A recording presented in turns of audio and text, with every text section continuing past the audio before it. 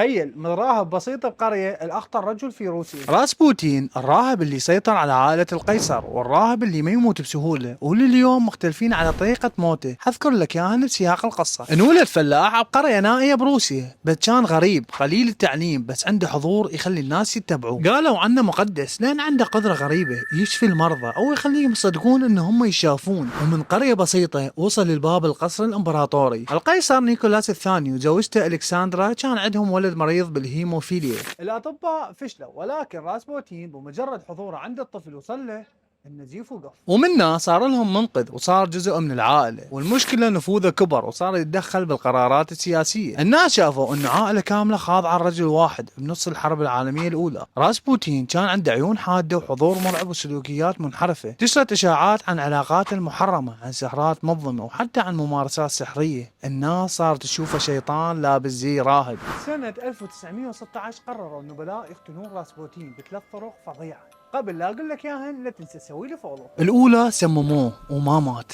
وأطلقوا عليه الرصاص وظل يمشي بشكل مرعب، وبالأخير شمروه بالنهر المتجمد. ولحد اليوم الوثائق تختلف، مات بالسم لو بالرصاص لو غرقان بالماء الجامد. لكن المؤكد نهايته صارت أسطورة مرعبة. اذكر لي اسم شخصية نسوي عليها الحلقة الجاية.